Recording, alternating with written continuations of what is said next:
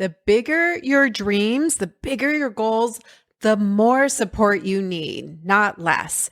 Every great entrepreneur knows they need experts, they need a community to help support them and connect them to really get that momentum going. If you find yourself in that start, stop struggle where you have an amazing idea, something you make in your home kitchen, it can be a food item, beverages, pet treats, or even body care, and you just can't seem to get it off the ground or you haven't been able to make a profit yet, I want to offer you a free workshop. It's called Whip Up a Business You Love. And in it, you're going to learn the foundational pieces of having a business that works. An idea is not enough. A desire is not enough. We need to have a foundation and a plan for your next steps. And in that workshop, you're going to get my startup checklist. We're going to talk about your product, about pricing, what that investment looks like, how to really know if you have a solid idea or a business plan that's going to work. And I make you an incredibly delicious offer to join me in Food Business Success at the end. Go to foodbizsuccess.com and in the right-hand corner, you will see where to register to get that free workshop. And then I hope I will see you inside Food Business Success and on one of our fuel calls very soon. Welcome to your Food Business Success. This podcast is for early stage entrepreneurs in the packaged food industry ready to finally turn that delicious idea into reality. I'm your host, Sari Kimbell. I have guided hundreds of food brand founders to success as an industry expert and business coach, and it's gotta be fun. In this podcast, I share with you mindset tools to become a true entrepreneur and run your business like a boss. Interviews with industry experts to help you understand the business you are actually in, and food founder journeys so you can learn what worked and didn't work and not feel so alone in your own journey. Now let's jump in. Hello and welcome back to the podcast. All right, we are still talking about money this month. And last week's podcast with Michael was all about going in for investor money, raising seed rounds, like really that VC money, right? Taking your business to the next level. But what do you do when you are very early stage, when you have just started and you're like, I need some money. I need more money than what I have available to me in my personal life. And how do I go get that first initial round of capital? You guys know if you've come to any of my workshops, I often talk about a CPG, a packaged business, in that stair step model, right? So every time at whatever stage you're at, let's say you're starting at cottage food or you're starting with farmers markets, that has a relatively low barrier to entry and a low barrier, monetarily to entry. So a lot of times people can get started on e-commerce or farmers markets with a relatively low investment. Now, there's always a combination, and in the Whip Up a Business You Love workshop, which you can still get for free if you go to the website, you'll see up in the top corner, you can register for that. But I did actually a scorecard, and because I've always been trying to figure out how do I explain this formula to people of like, when they ask me, how much is this going to cost me? There's this formula that runs through my brain where I'm like, well, tell me this, tell me this, tell me this, and then I can spit out a number, right? And so in the workshop, I actually give you some rankings where I want you to score yourself in 3 different areas. And then your number, whatever number you come up with or you spit out, will tell you a lot about how much investment this business is going to take just to get started, depending on your goals, depending on the product, depending on your sales channels. So that's a really cool thing that I did this year that I feel like I explained it better than I ever have before.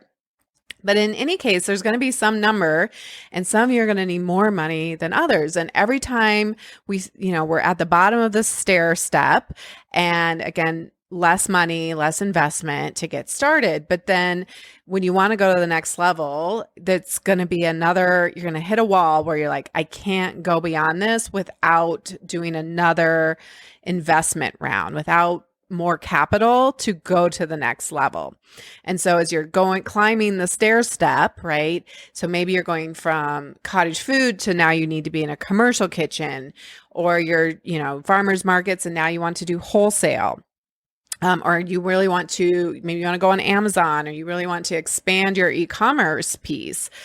Maybe you want to do food service, right? Maybe you're going to, you need new packaging and a brand refresh and a better website and all of these things that are going to come with going to that next level. Or maybe it's production and manufacturing. But in any case, every time you go up that stair step, it's going to take more money, and you're going to need to prepare for it further in advance, right? It's going to take longer. And so I invited Marie from B-Side Capital. I'm not even going to tell you how long ago we did this interview. It was a while ago, and I feel bad, but honestly, it worked out perfectly because it fits so nicely right into this money month of February. And so she's going to talk about how you can get that capital when you're at the early stages of your business, and what are some ways, whether it's through a traditional bank or through a nonprofit lender like B-Side, and some other ways that you can look at raising the capital that you need. All right, let's jump into this interview with Marie, and I hope you get so much out of it so that you know how to get the money and how to be ready for the money. All right, Marie, I am so excited to welcome you to the podcast today. Thanks for being here. Thanks for having me. Marie Peters is the fund director of B-Side Capital and B-Side Fund. In her role, she manages direct lending programs that are designed for under-resourced small businesses. Previously, Marie worked with small business through her role as an associate state director of the Colorado Small Business Development Center. Love them. Big fan. Marie also serves on the Habitat for Humanity Colorado Board of Directors, the Rocky Mountain Finance Institute's Growth Loan Review Committee, and she's a member of the Inclusive Capital Collective, Rural Capital Collaborative, and the Colorado Inclusive Economy. And what I think you will learn about Marie very quickly is that she just loves helping entrepreneurs and really loves fostering inclusivity and community and helping people bring their dreams to life. Well, let's jump into you telling us a little bit more about B-Side Capital and B-Side Fund. Thank you. Thank you so much. Yeah. Well, first I could start about the organization. So B-Side Capital and B-Side Fund, for many years, we're formerly known as Colorado Lending Source. So we're a nonprofit entity. We've been around for more than 30 years. We really started off in the U.S. Small Business Administration loan programs, where we help small businesses purchase commercial real estate. And the idea behind that program is a lot of times that can be inaccessible for people. But if people want to purchase owner-occupied real estate, that program allows folks to do it for as low as 10% down. And so it really opens the doors for folks to be able to do that a lot more. And the idea is, if you don't have to save quite as much, then you can use that extra operating cash to be able to hire more people. So it's really, really a job creation program. Oh, interesting. So that's what we've been doing for more than 30 years. And then over the years, we got more involved with the other SBA 7A guarantee loan program, mostly because our bank partners asked us to get involved there. Because if you think about big banks, they have the internal expertise and departments to be able to handle SBA, but some of the smaller community banks or credit unions that may want to offer an SBA loan product, but don't necessarily have a department for that, they can then partner with us. We act as a lender service provider and basically walk them through the process, because we're really those experts on SBA, and allows some of those smaller banks to compete with the larger banks. And so that's what B-Side Capital does. It's really Okay. our audience there is the lenders. On the B-side fund, that's where we're really housing all of our direct lending programs. And so what we noticed just being in this sector was there were still smaller dollar loan amounts that weren't getting picked up by banks for various reasons. Maybe it was Sure. age in business, maybe lack of collateral, all sorts of things that were not meeting the bank's requirements. And so us, like other mission-based or certified development financial institutions, also known as CDFIs, kind of play that role where we try to help businesses obtain that financing with the hope that eventually they'll be able to, quote unquote, graduate into the banking system. And so that's what we do on B-Side Fund. And really, we're focused on underserved, under-resourced entrepreneurs that really can't get their financing anywhere else. Yeah, it's such a cool program. And I met you at a Colorado FoodWorks event, and you were representing sort of that lending side. We had venture capital there as well, and kind of everything in between. And when people start to go, they want to really invest in the next level of their business. They've kind of proven the concept. And maybe you can share like at what stages is funding appropriate? Because if I'm just starting out, right, with my amazing cookies or salsa or whatever it is, but there is a certain level of capital investment, even if it's, $10,000 just to get started, all the way up to, I need to get my own space and I need equipment and things like that. And I think that the limitation for a lot of people to go to a bank is that I need to be in business for 2 years. Is that typically the threshold? Yes. Yes. Typically, banks will need 2 years of business tax returns. And the one thing I'll say about that is the banks have 5 different regulatory agencies that are making sure they're doing all of these things. And so the banks really don't have a choice but to be in the business of risk management, right? And so Yeah. the statistics for startups are not that great, unfortunately, and Yeah. they have to operate on that. So again, that's what's creating the gap. I know that the banks want to help all the clients and customers that come through their doors because they have their depository relationships. But going back to your question on where to get started and when it's appropriate, it's so different for each business. So I hate saying it depends, but there are some entrepreneurs that are able to use some of their own savings to just get Sure. started, or they have the family and friends that Right. are willing to invest, but not everybody has access to that. Yeah. So there are different resources depending on the different stages. I can plug another loan program called Kiva. It's Hmm. kiva.org. It's a crowd lending platform. And so when people are in the very beginning stages and they don't have access to be able to put in their savings or have funds from family and friends, that's a platform that can allow you to raise up to 15,000, and it has a 0% interest rate and no fees. Yeah. I love Kiva. I've had a couple of clients use it and be Yes. very successful on it. So I love that that's there. That is really, really wonderful to hear because, again, it's more about telling your story, what you're trying to build. And then you have, individual lenders that go on there and they can make $25 loans, and that can aggregate all the way up to that 15,000. And so what you're doing there is also you're getting buy-in, right, from the Yeah. community, and you're getting support. And so the next step after that, if a small business wanted to go to a traditional lender or a nonprofit lender like us, if they've had a successful Kiva campaign, it's showing us that there's support in the community behind that business. And so I think that's a really nice stepping stone. It's definitely doesn't work for everybody, but in the sense that some people just want one loan and don't want to Right. necessarily go on the platform. But I always, always, always encourage folks to check that out as an initial step. Yeah, I love that you brought that up because there is a pretty low barrier to entry. You need some photos, tell your story. The thing you have to be mindful of is that if you don't reach the full amount, then it doesn't fund.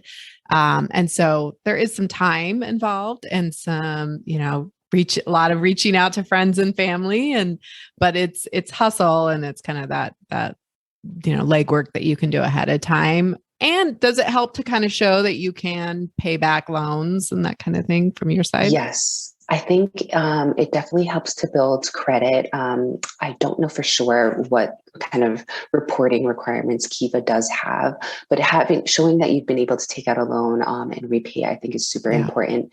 And the other part about reaching that fundraising goal is there are a lot of institutional investors on there as well that care about these underserved categories. So sometimes there might be larger banks or corporate sponsors that are on there that will automatically match dollar for dollar for women owned or BIPOC owned. And so sometimes you only kind of have to reach half your goal, and then it kind of puts people over the top. But it does demonstrate that the entrepreneur is willing to get out there and start asking some of their inner circle own network, which then kind of gets multiplied out. Yeah. And I think it really, for an entrepreneur, really proves to themselves like they're in it. They're like committed. They're now taking people's money, and like they need a plan. Come join Food Business Success to help you with that plan. But exactly. But that they are like in, right? It's one thing to kind of be like dreaming about it and like, oh, wouldn't it be nice? But when you take that action to like, now you have a loan and you're paying it back, and friends and family money is on the line, and strangers as well, which is so great about the platform. So anyway, I love Kiva. I think just talking about it, I do think that there's a certain amount of like investment if I'm an entrepreneur side, that they're like, I'm in it. I'm committed. 100%. And then I would say if they need, when small business owners feel that they need a larger loan amount, that can be signaled in a few different ways. Typically a business will be putting together a business plan, right, with your help, or perhaps another like resource partner, or like and setting out those milestones, right? Of when I hit X amount of sales, I'm going to need to add this equipment or increase my inventory to this, or maybe I'm going to hire somebody, right? Mm-hmm. So kind of thinking through what those milestones are will allow business owners to be able to plan, here's when I'll need to start my financing journey because I'm going to need it maybe 2 months down the line or something like that. What often happens is a business can start growing, and then they'll have that working capital crunch, and then they'll need money immediately. Yes. And then that will limit their options to maybe more expensive lending tools because they need a quicker turnaround. And so I love to encourage people to kind of think through that and start the process earlier than you may think you need it. So then the funds are there when you actually do need them. Oh, I'm so glad you said that, because every time I always describe it, I have a visual model of like a stair step, right? And so for people in the food industry, a lot of times people start out cottage food or just very minimal investment. So maybe you only need up to $5,000 and you can get that from friends and family. And so you kind of start out that first one or borrow from your own savings. And then every time you scale up, right now, I want to go into a commercial kitchen, or I want to go into co-packing, or get better equipment and think higher and those kind of things. Like now I'm scaling up. So now there's this new level of investment. And every time you go up in that stair step, like the planning time gets so much longer. And so being aware of that. And I love what you said, like, what are those milestones? Yeah, that's super helpful. And then I guess the other piece that I would think through is, what are the funds going to be used for? So talking through those steps that you said, some of them are going to be equipment, right? That's kind of more of a longer term thing. So it makes sense to have a term loan where you have one monthly payment that you're paying over time. The other tool that I think makes sense for this specific industry is a line of credit, right? Mm-hmm. Very similar to a credit card in the sense that you have a total limit, and then you can draw on it when you're purchasing inventory, ingredients, packaging, all of that. And then once you have your full product, right, then you're selling it. and then you can pay that down. And so you're only paying for that when you use it. And so that's an easier, I should say, tool to kind of line up in advance, because you're basically getting that set up, but you may not be using it. It could sit there until you actually need it. And that those kind of differences are called like capital investment versus working capital, right? Where you're paying for inventory and labor, and where you're going to have those big outputs to get the product in. I mean, it's the way that a product business is set up versus a service business, right? Like we have to create product ahead of time to sell. And so there's that outlay of cash ahead, and then we can pay down those loans. So, I think banks often, when they walk into a traditional bank and they're under 2 years and they don't have the right, pieces that they need to show, banks will often say like, get a line of credit on your house or use credit cards, or I love the idea of the Kiva, similar, that you can use those funds for working capital. Exactly. Yeah. It's super flexible. Yeah. And there are some loans that just are only equipment, right? Or only property. So it depends on the lender on what they're able to provide. Sometimes they're specifically just for equipment. Sometimes they're working capital where it's really for any business use. Having those conversations with your lender, we always recommend that you start with the bank that you already have a relationship with. So likely if you are starting, you're going to have a depository relationship somewhere. That's a really, really good place to start. And you may even ask if they have an SBA division, because those folks might be more ready to talk about kind of smaller dollar loans. And if they're unable to help, that's where this whole community development financial institution, CDFI, kind of mission-based lending world exists, because those institutions are the ones that want to help in that beginning, the on-ramp, in those early stages, so that the business can then have the opportunity to show repayment ability and that show that they're increasing their sales or managing their cash well. And then once they hit that 2-year mark, a bank may be interested and refinancing or getting them into a different product. So it's again kind of that early stage piece of it. So good. And I do want to just mention, I mean, I offer a lot of these services, but the Small Business Development Center is such a great place for people to start. And oftentimes they don't have somebody that specializes in the food industry, but at least that there's coaches and consultants there that can help with business plans and some of the, QuickBooks and financials, and kind of get people ready for those loans. Yeah, I think that's they're a wonderful resource. We refer to them a lot. I do think with this specific industry, though, there are a lot of nuances once you start working with distributors or getting product into stores and stuff like that.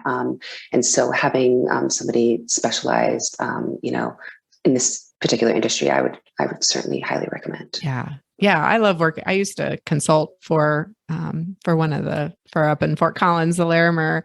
So they were fortunate to have like a specialized consultant for a little while, but there aren't very many of us in this industry, and margins are different. It's different than a restaurant. It's different than a lot of things. So yeah, having somebody who knows this industry, but, well, first of all, can you just clarify, is, B-side lending, is it only available for people in Colorado, or is it national, or how do people find national resources? Yeah. So for B-side Capital, where we do SBA loans, we can work on commercial real estate loans in Colorado, Utah, New Mexico, and Arizona. Okay. And then we can do 7A loans nationwide, which is really exciting. So we can help lenders do that.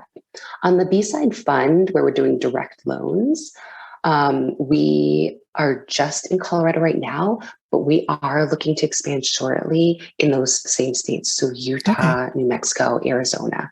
So we're kind of just like lining up that growth plan right now because we would want to mirror the same territory, so we can offer those tools to the lenders in those communities as well. Makes sense. So how would people go about finding other, I have a lot of people all over the US listening. So what would they be searching for if they were trying to find a similar organization outside of Colorado? Sure. Great question. So there is a membership organization. It's called the Opportunity Finance Network, so OFN. And they actually have a directory of all CDFIs that are members of that organization. So you can actually search by state. And I think you Great. can also search by purpose. So if it's working capital versus another purpose. So whenever I get kind of inquiries about, businesses in other states, which happens pretty often, that's where I will pull up a list and know that if they're part of that network, they're a CDFI.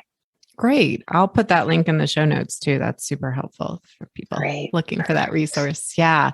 Because I do love how these nonprofit programs and lending sources can help bridge that gap. Would you say that what can people expect from terms or interest rate? Is it fairly similar to bank loans or is it a little more expensive? Like what can people expect? Great question. I would say on average, there are going to be different programs, especially since there's a lot of COVID relief out there. But Yeah. generally speaking, I would say CDFIs are a bit more expensive than the banks.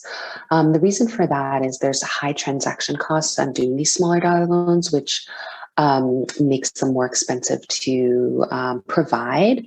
And then we're also nonprofits. So we just need to cover our costs. And a lot of times, nonprofits like us are borrowing money that we then re-lend out to the small businesses. And so even if the business pays us back or not, we still have to pay back our funder, right? And so we have to kind of build in for that. And so that's why we always, always, always recommend going to your bank first. You're going to get the best rate likely there.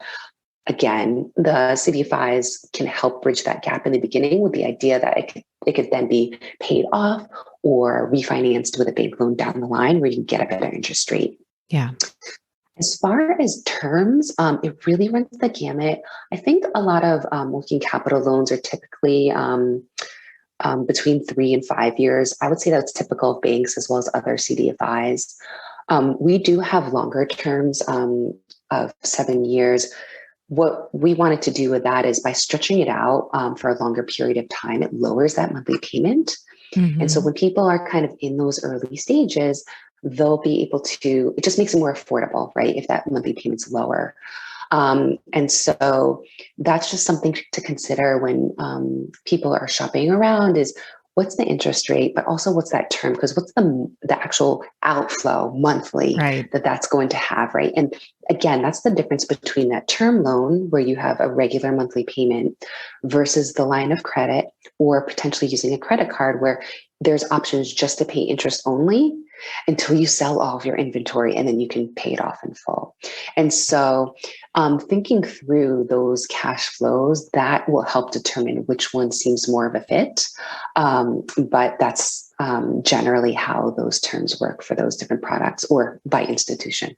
So what does the process look like when I come, maybe I've gotten the Kiva loan, I've done farmers markets and I'm proving the concept and I'm like, okay, I'm ready to get my own space. I know you worked with Rob with more kombucha.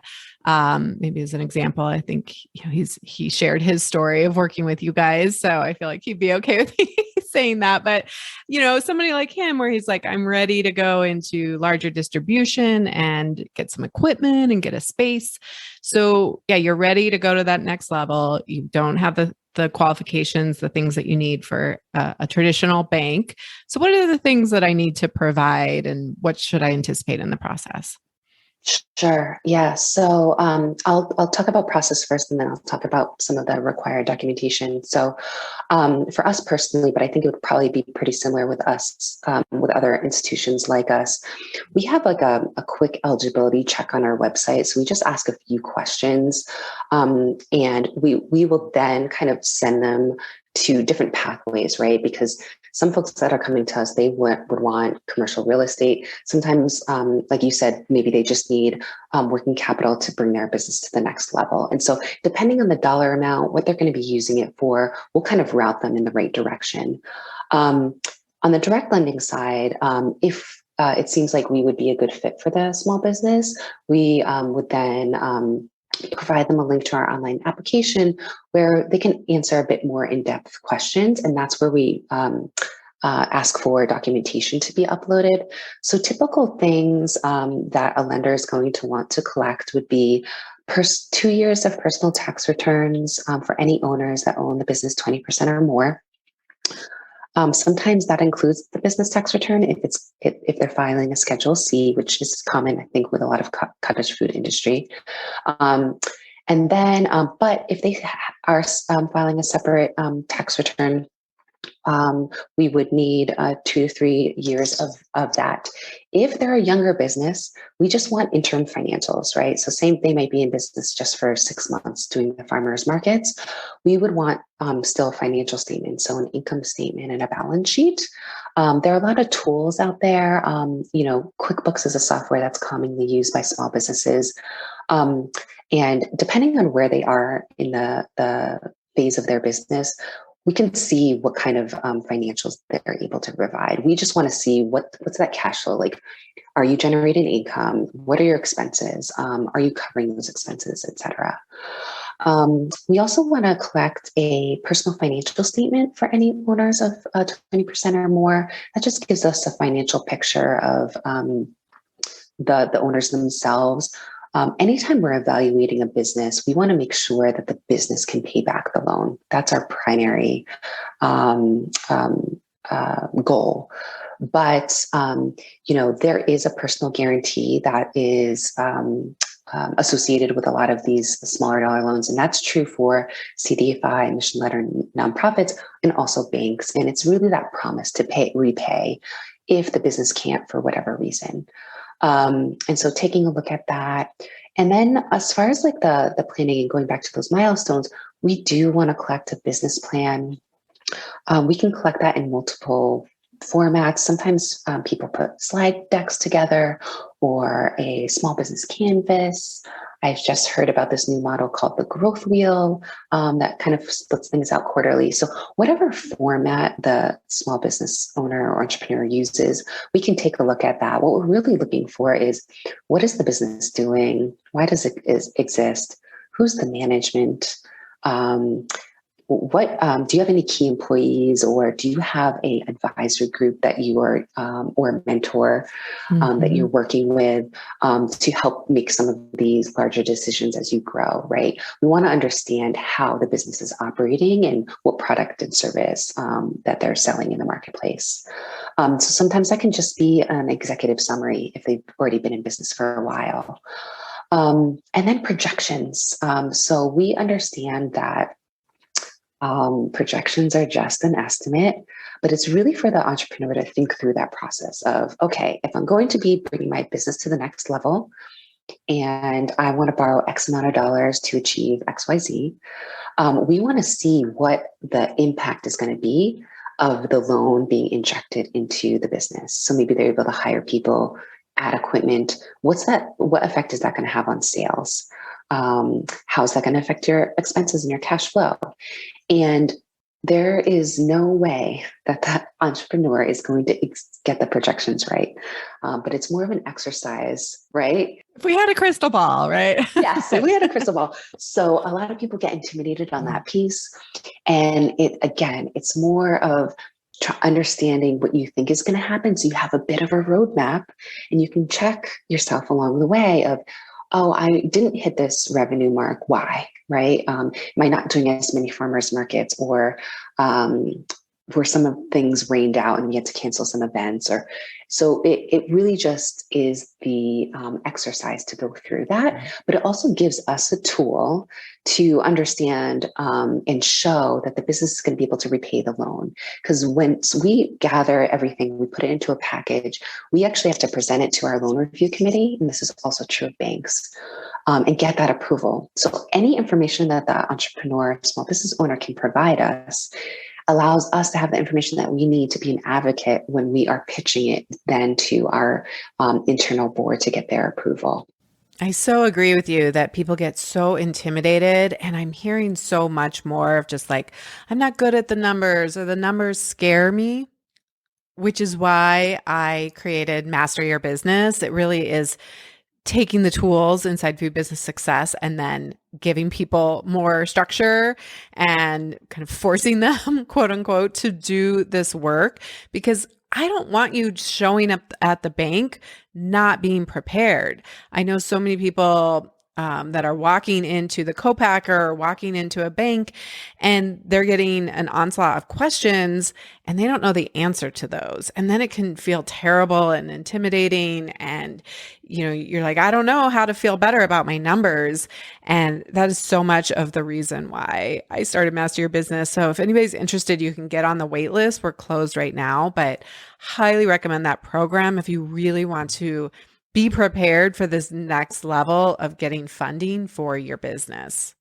I want you to walk into that bank like a badass and know all of your numbers and know, what is future forecast and what are my projections and how am I supporting that? And here's how I got this. Here's how I got this loan. And you're feeling confident and ready. That's what you want when you're walking into any kind of bank for money.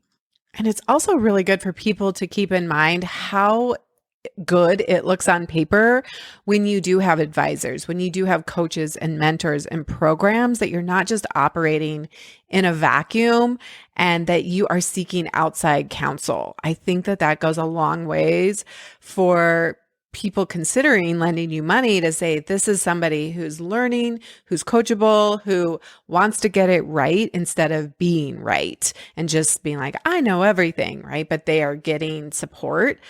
I just think that speaks volumes about the type of entrepreneur and their level, their rate of success.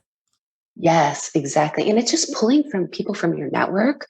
And I think people will be surprised. Like if you ask for the help, people are willing to provide it.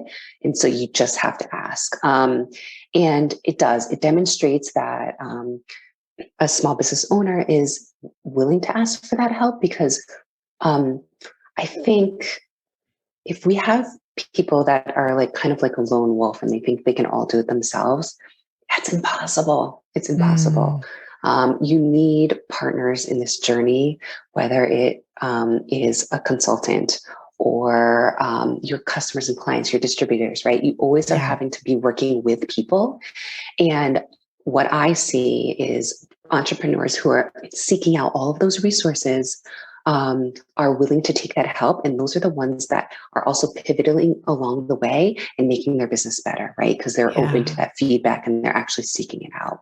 And so it just signals to lenders, if you were working with various resources and consultants and that sort of thing, then you are willing to take your business to the next level. So good. Yeah, I do agree that lone wolf entrepreneur, like I can just figure it all out myself, is just, and that's why we have Colorado Food Works. That's why I always encourage people wherever they live to find networking organizations, because you cannot do this alone. And that's why we have great community inside my program. And it's just, you need all of those things. Like takes a village for sure. Yes. It takes a village. And then talking about, like membership groups like that, where it's just for a specific industry, or maybe you take a class along with other entrepreneurs.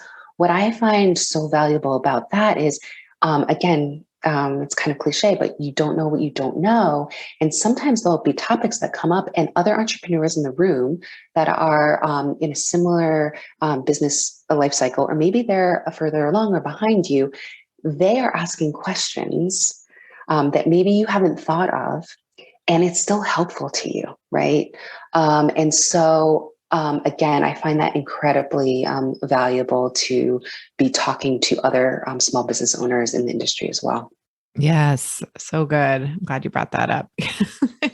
I think it's the only way that you're really going to have true success. I mean, I've worked with lots and lots, hundreds of people, and I can pretty much be like, oh, they're gonna be really successful in, however they define success, but they're gonna make it. And I think so much of it is that difference between I'm willing to be open to all resources and all answers. And because when people are very closed off, like I know it all, I can figure it all out, it's just like they're at some point they're going to reach a block that they're not going to be able to get through without other people. And so it can really speed things up for people. And just as on the flip side, I find like, because we have all stages of people in my program. And it's like, I think that there's a real reward of helping others when you're a little farther along too. And you get a lot of satisfaction from like, hey, I figured it out. And I leaned on other people when I was coming up, and I still have people above me that I'm leaning on, but now I can start to give back. And I think that that's just a side reward of being part of community. 100%, 100%. Yeah, I think people, it's so wonderful to see. And, sometimes we have similar businesses that come through our programs. We had an empanada business, right? And she was just starting up and she was out on the Western Slope. And we had a Metro Denver entrepreneur business, and we saw them come in and we connected them, right? Yes, because yeah. One business owner was already down that path, and she would be able to provide that advice, and she was always willing to, right? And so even connecting within those networks, I think is huge. And this is not directly related to lending, but I just thought that was such a good thing to throw in there, that those advisors and mentors and community are all going to support you in your efforts as you scale your business. All right, Marie, what else do you want to add to this conversation that we haven't touched on yet? I would say I think it's really important to shop around again to figure out exactly what you need. And also don't get deterred by the no's. It's going to happen even with the whole CDFI world where there's flexible underwriting standards. Each institution or organization operates a bit differently. And so if one person says, or one institution or organization says no, that doesn't mean all of them aren't going to, right? And I think specifically in Colorado, I can speak to it. All the partners are very collaborative. And so if you're not going to be a fit for one organization, we always try to refer out to each other. And I think we know each other's programs really well so that we can point people in the right direction. And that's part of something that we've built into our processes. If we're not going to be a good fit, we provide those resources, because we never want to give somebody like a hard no. It's a no, but, or no, and here are the homework items that would make sense for you to do to accomplish and reach to be able to reapply with us. Or based on X, Y, Z, these other partners might be a fit for you. Go see if they're able to help. And if they're not, come back, we could talk more. And so I realize that it can be an intimidating process, but going through the thought process of the business plan and projections, that's going to help you business owners be prepared, right? And for those conversations with the lenders, and just kind of keep going and keep at it is what I would say. Which is another reason why planning is so important, right? Like, because we might get some no's and we might have to pivot and we might have to try this other thing or do some homework and come back. And so starting that process earlier than you think, and not when you're so squeezed that you're like, I can't, I cannot keep going. Right, exactly. And here's the other thing. We've had small businesses come to us. We weren't able to say yes at that time. We gave them some pointers on things that were obstacles. And then they tackled them and then came back. We had a women minority business owner who was selling juices, and she wanted to do it out of, I think, a van or something like that, but it was going to be really expensive to do the van in the beginning. Well, fast forward, she was able to get just like a smaller kiosk in a larger marketplace. And that was a lot more cost effective for her. And we were able to help her do that. And she's doing great. So it's just, again, having those conversations, getting the feedback, treating everything as a learning experience, right?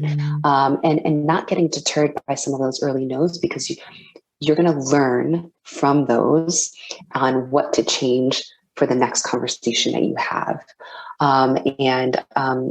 It is definitely a hard journey, but if you have a support network around you that is supporting that, I think it's important to build that up as well.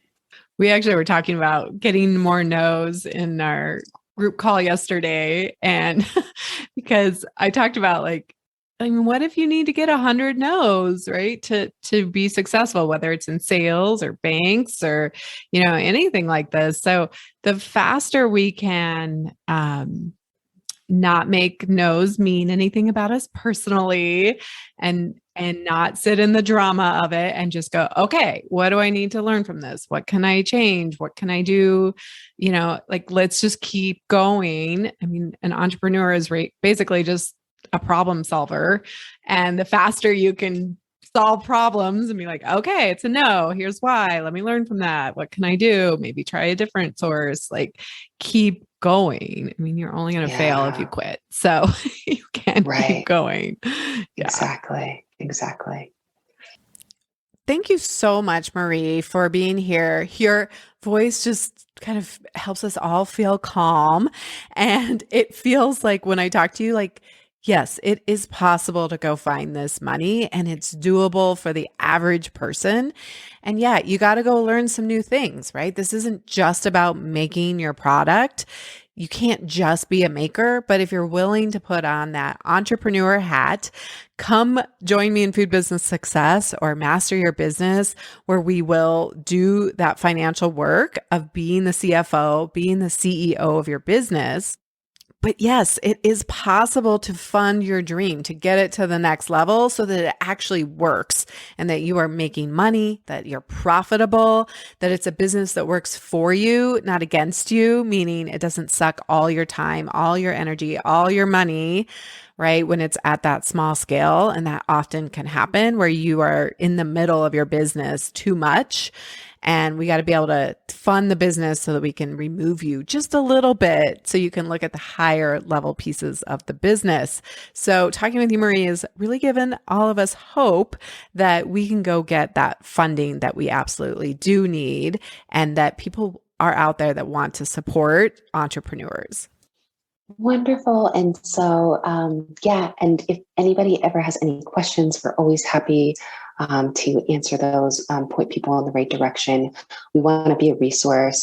Yes, we're a lending organization, but we also see ourselves as providing a lot of education as well. And we really just care about job creation in our communities. And so even if we're ultimately not the lender, but we're helping businesses create jobs, we are all about it. Well, we are all so fortunate to have you as a resource and an advocate for small businesses. So again, thank you for being on today's episode. It was a great one, and I really appreciate your time today. Oh, thank you so much. Thank you so much for having me. All right, that's what I have for you today. I hope you're feeling inspired and hopeful that you can go get the money, the capital that is needed, but we can't just do it flippantly. We can't just be like, yeah, I need some money. You got to do some work ahead of time to be ready and to be that entrepreneur. All right, until next time, have an amazing week.